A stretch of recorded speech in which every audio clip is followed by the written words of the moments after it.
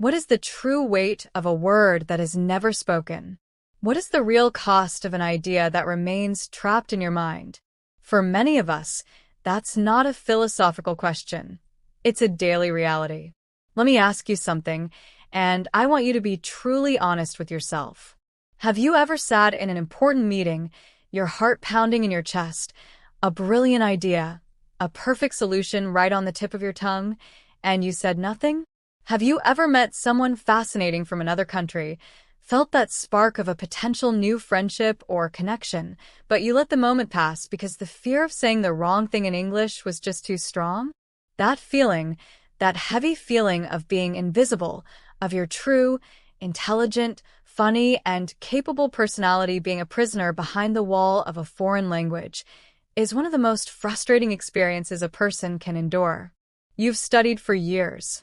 You know the words, you understand the grammar rules, but when the moment comes to speak, your mind goes blank and the silence is deafening.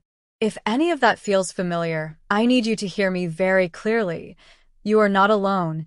It is not your fault, and most importantly, it is not your destiny. The traditional ways of learning have often failed us by teaching English as a rigid school subject to be memorized, not as a living, breathing skill to be used. Today, that changes. This is not another lesson. This is a workshop. This is a complete, step-by-step blueprint for rewiring your brain, for systematically dismantling your fear, and for unlocking the confident, fluent, and authentic English speaker that is already inside you, waiting to be heard.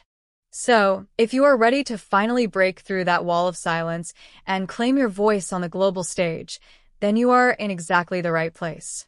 Over my years of coaching thousands of students from all over the world, I've discovered a profound and simple truth.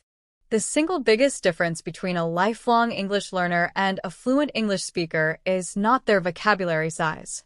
It is not their grammatical perfection. It is one simple, powerful word: confidence. Think about it. You've met people with so-called broken English who can passionately tell you their entire life story with a smile on their face. And you've met people with PhD-level grammar who can barely bring themselves to order a coffee. The difference is not knowledge. It is the courage to use the knowledge you have. The fluent speaker is not afraid of making mistakes. They see every conversation as a playground for experimentation, not a test to be graded. And today, we're going to start building that same fearless, playful mindset in you.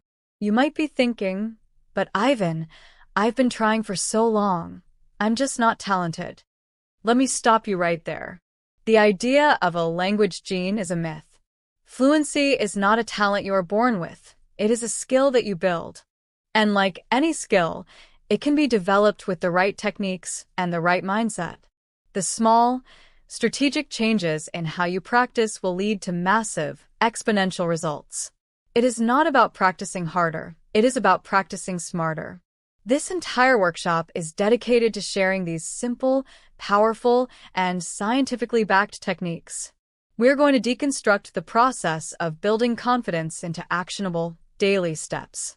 We will cover how to train your ears to be your best teacher, how to train your mouth to be a reliable instrument, and most importantly, how to train your mind to be your greatest ally.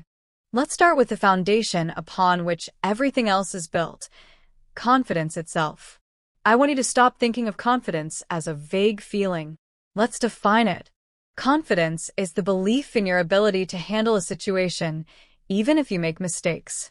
It's not the belief that you will be perfect. It's the belief that you will be okay even if you're not. So how do we build this belief? We build it like a muscle. I want you to visualize your speaking confidence as a muscle in your arm. On day one, maybe it can only lift a tiny 1 kilogram weight, just enough to say hello. If you try to lift a 100 kilograms weight, like giving a presentation, you will fail and you will feel defeated. The secret is progressive overload. You start with the 1 kilogram weight, and you lift it every single day. A 5-minute workout.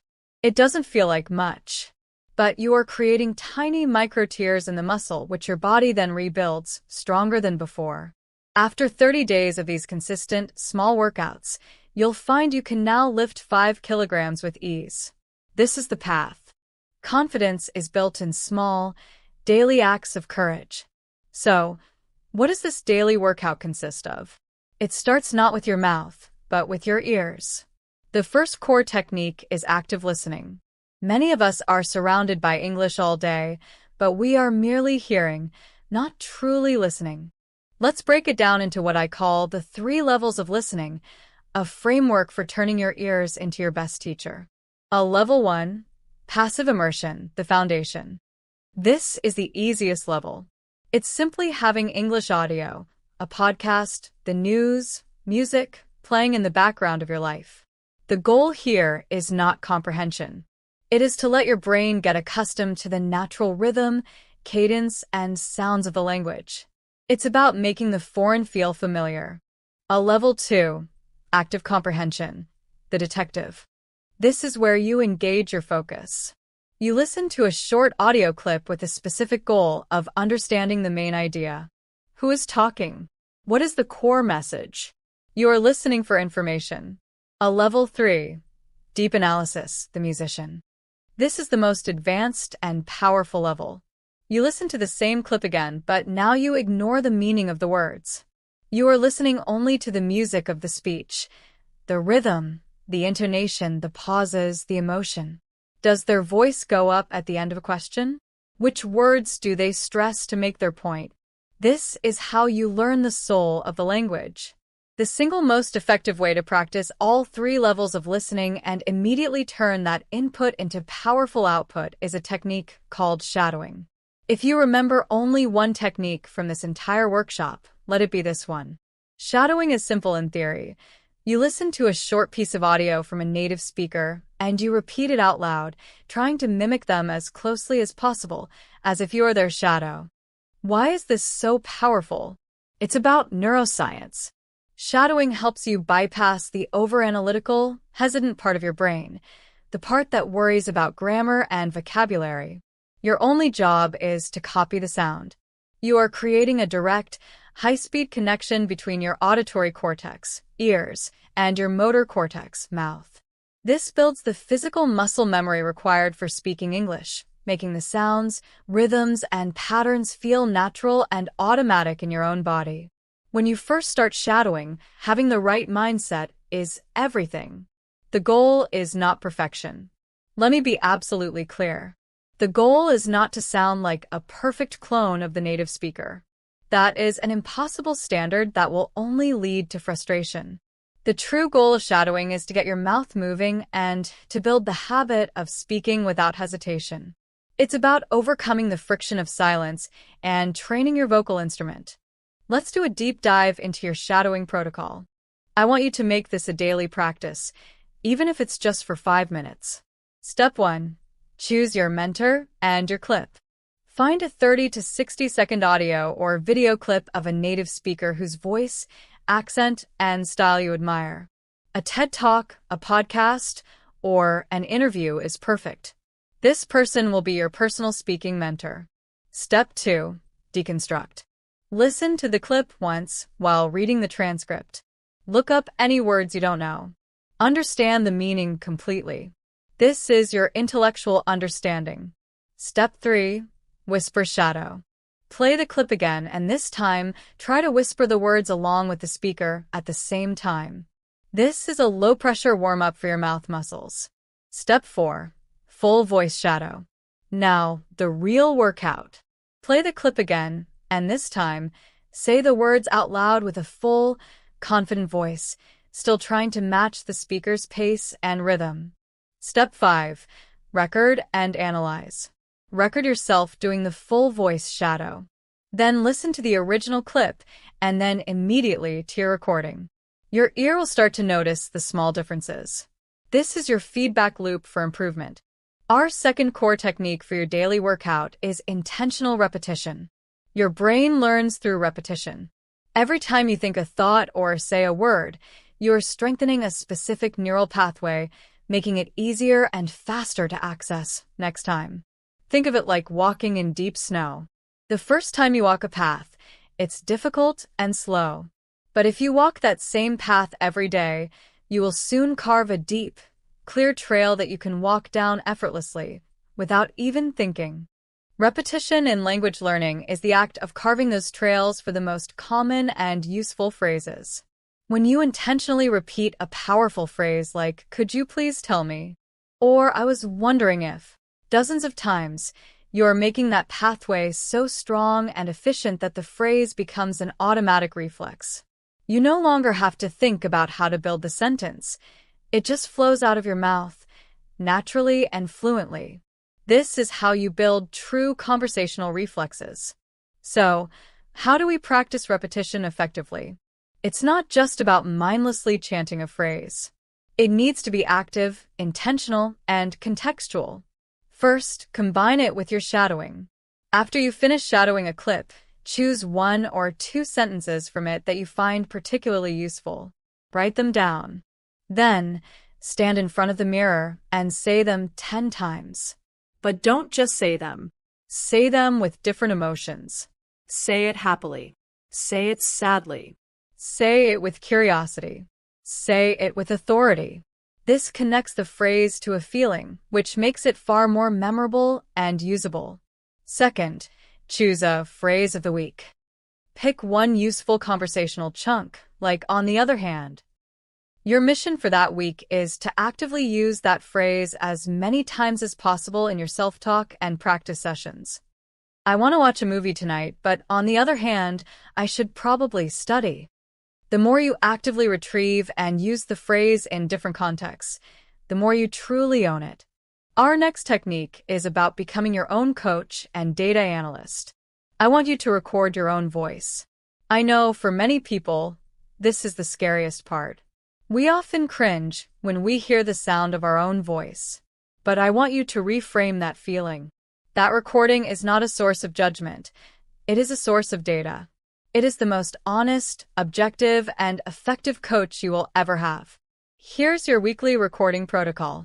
Once a week, choose a short paragraph from a news article or a book. Record yourself reading it. Then put that recording away. Don't even listen to it.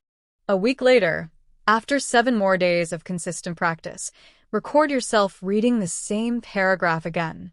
Now listen to last week's recording, and then immediately listen to this week's recording. I promise you, you will hear a difference.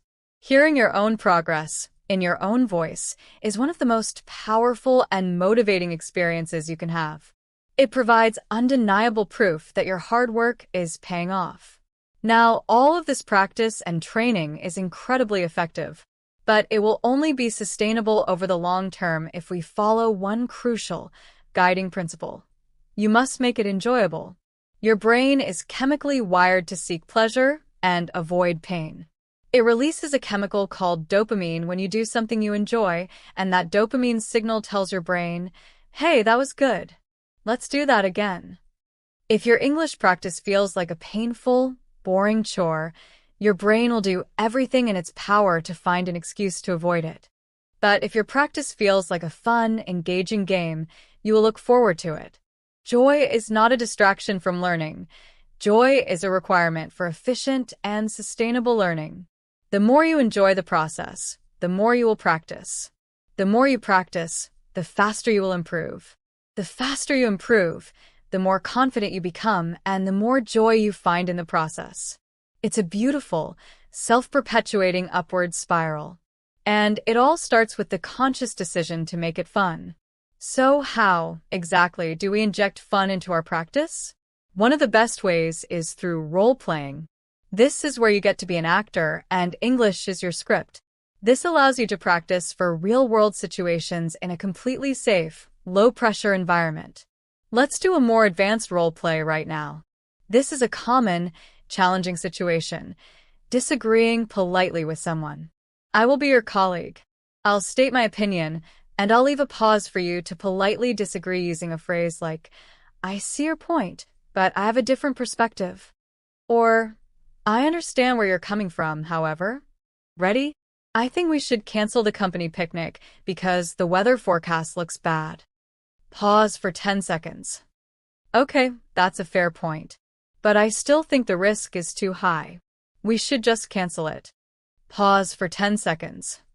By role-playing these challenging conversations, you are preparing your brain with pre-made scripts, which makes the real situation far less intimidating. Another key to making it fun is to talk about what you genuinely love. You don't have to practice by talking about boring textbook topics like my daily routine. What are your passions? What lights you up? If you love movies, your practice can be a passionate, 1-minute review of the last film you saw. If you love sports, you can practice by narrating the final moments of a recent game.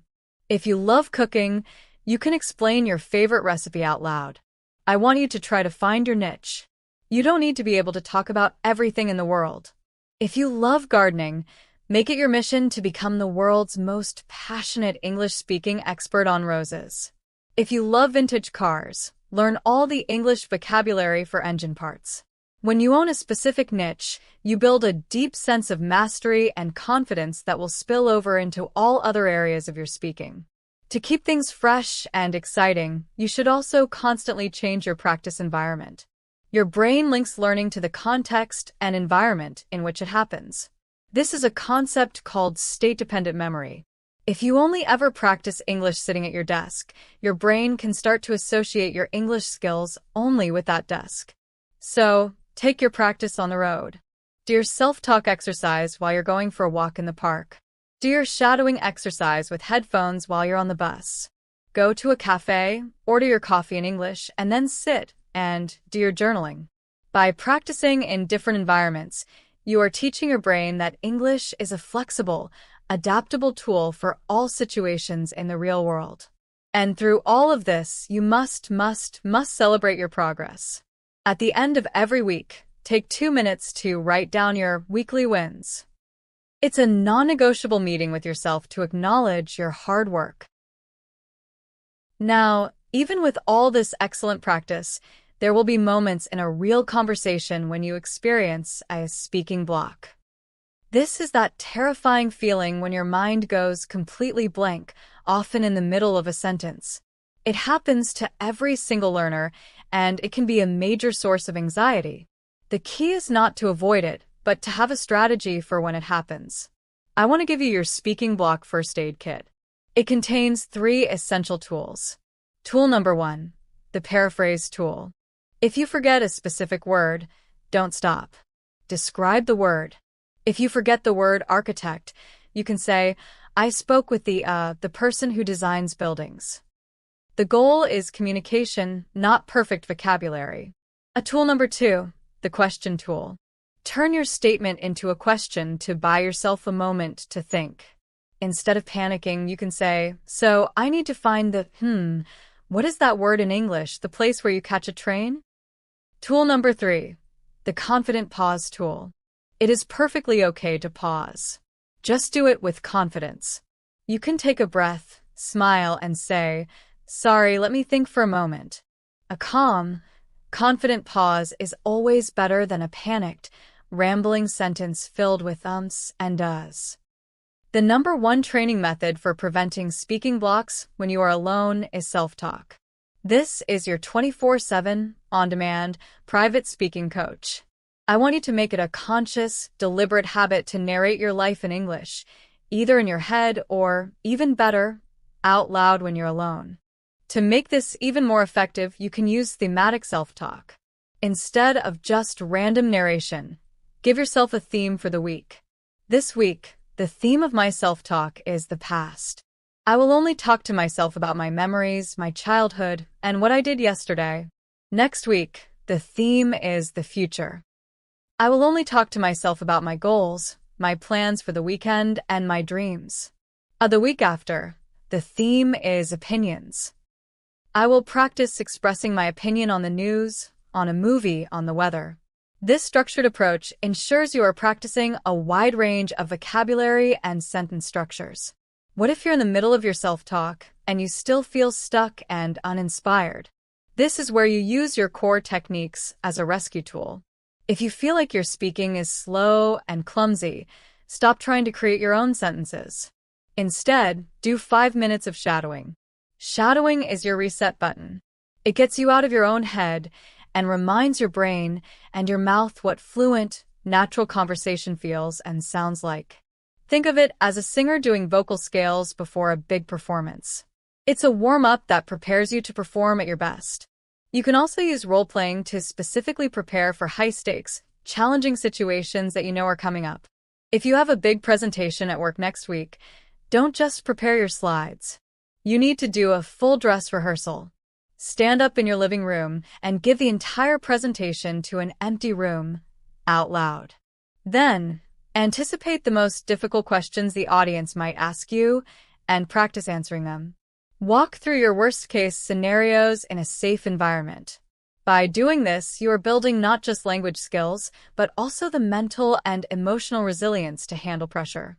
Ultimately, all of this practice is designed to prepare you for the real world. You must eventually take your skills out of the lab and into the street.